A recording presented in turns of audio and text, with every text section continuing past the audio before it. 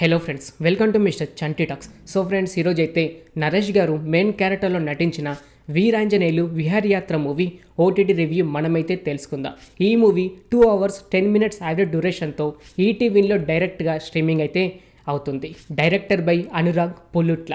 ఈ movie drama and comedy అంతగా work out అయితే అవ్వలేదు, కానీ డ్రామా స్టోరీస్ మాత్రం కొద్దిగా వర్కౌట్ అయితే అయ్యింది. కాకపోతే ఫస్ట్ హాఫ్ ఎంత కామెడీగా అండ్ డ్రామా పరంగా నచ్చుతుందో, సెకండ్ హాఫ్ మాత్రం అనవసరమైన సీన్స్ యాడ్ అయితే చేశారు. కొన్ని సీన్స్ చూస్తూ ఉంటే ఎందుకు ఈ సీన్స్ యాడ్ చేశారు, మంచి స్టోరీ మీదనే వెళ్తున్నారు కదా, అనవసరంగా స్టోరీ యాడ్ చేసేసి సెకండ్ హాఫ్ అంతా నచ్చకుండా చేశారు అని ఈ సినిమా చూస్తున్న చాలామందికి అయితే అనిపిస్తూ ఉంటుంది. అలాంటి సీన్స్ అయితే యాడ్ అయితే చేశారు.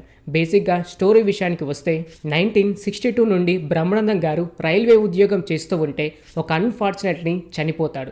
అయితే బ్రహ్మానందం గారి అస్థికలు తన కొడుకు అయిన నరేష్ గోవాలో కలపాలనైతే అనుకుంటాడు.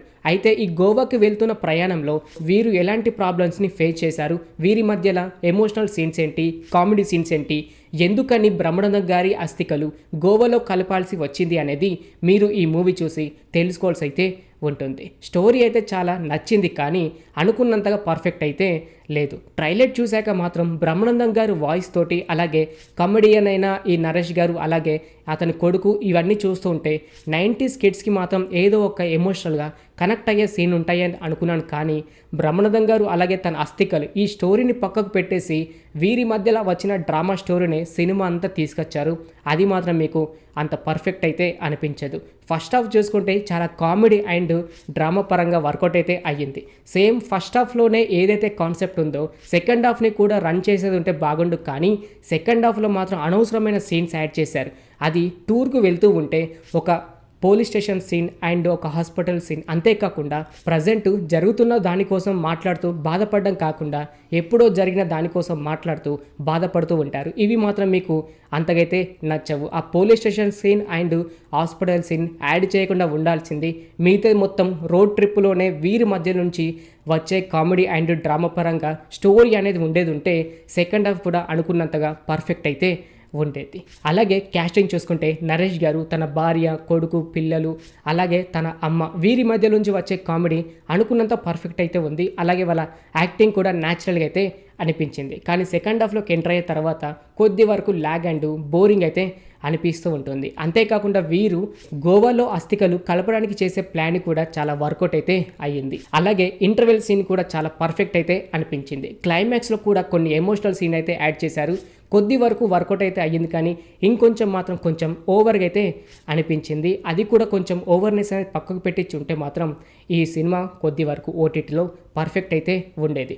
ట్రైలర్ చూశాక మాత్రం 90s వెబ్ సిరీస్ ఎలాగైతే అందరికీ కనెక్ట్ అయిందో ఆ సేమ్ యాజ్ ఇట్ ఈస్ ఈ అస్థికల మీద తీసిన స్టోరీ 90s కిడ్స్కి చాలా ఎమోషనల్గా కనెక్ట్ అవుతుంది అని అనుకున్నాను. కానీ బ్రహ్మానందం గారిని అస్థికల్ని పక్కకు పెట్టేసి అనవసరమైన డ్రామా యాడ్ చేశారు. ఇది మీకు అంతగా నచ్చదు. బ్రహ్మానందం గారి వాయిస్ ఉన్నది సినిమా మొత్తం ఉంటుందా అని అనుకుంటే మాత్రం ఏమైతే చేయలేం. అక్కడక్కడ మాత్రమే బ్రహ్మానందం గారి వాయిస్ అయితే వస్తూ ఉంటుంది. అదైనా ఫస్ట్ హాఫ్లో ఒక 5 minutes, అలాగే క్లైమాక్స్లో ఒక 2-3 డైలాగ్స్, మిగతాదంతా మాత్రం వీరి డ్రామానే ఉంటుంది. ఈ సినిమాలో సాంగ్స్ చూసుకుంటే ఒక 3 సాంగ్స్ అయితే ఉన్నాయి. ఓకే, వినడానికైతే కొద్దిగా నచ్చుతుంది. అలాగే హీరోగా అయిన నాగ్ మయూర్, అతని ఎమోషనల్ సీన్ అండ్ అతనికి ఉన్న కొన్ని బ్యాక్గ్రౌండ్ స్టోరీ అది కూడా వర్కౌట్ అయితే అయ్యింది. నరేష్ గారు అలాగే తన భార్య, వీరి మధ్యలో ఒక ఎమోషనల్ స్టోరీ ఉంటుంది. ఆ ఎమోషనల్ స్టోరీ కూడా చాలా వర్కౌట్ అయితే అయ్యింది. కానీ నరేష్ గారి కూతురు క్యారెక్టర్ ఉంటుంది, తను ఒక తప్పు అయితే చేస్తుంది. ఆ తప్పునంతా పక్కకు పెట్టేసి వేరే స్టోరీ కోసం మాట్లాడుకోవడం అది కూడా మీకైతే అంతగా నచ్చదు. అంతేకాకుండా సెకండ్ హాఫ్లో పెళ్లి స్టోరీ కూడా యాడ్ చేశారు. మరి స్టోరీ ఎందుకు యాడ్ చేశారు, దానికి ఫినిషింగ్ టచ్ చేయకుండా ఎందుకని పక్కకు పెట్టేశారో అది కూడా అర్థం కాదు. సెకండ్ హాఫ్ మాత్రం చాలా లాజిక్ లెస్ సీన్స్ ఉన్నాయి అండ్ బోరింగ్ అండ్ ల్యాగ్ అయితే అనిపిస్తుంటుంది. ఇలా ఇవన్నీ పక్కకు పెట్టేసి చూస్తే మాత్రం ఒక్కసారి అయితే చూడొచ్చు. అలాగే ఈ సినిమా ఫ్యామిలీతో చూడొచ్చు అంటే హ్యాపీగా చూసేయచ్చు, ఎలాంటి ఇబ్బంది అయితే లేదు. ఫస్ట్ హాఫ్ మాత్రం నచ్చుతుంది, కానీ second half lag and boring అయితే అనిపిస్తుంటుంది. ఇవన్నీ పక్కకు పెట్టేస్తే హ్యాపీగా ఒకసారి అయితే ఈ మూవీ చూసేయచ్చు.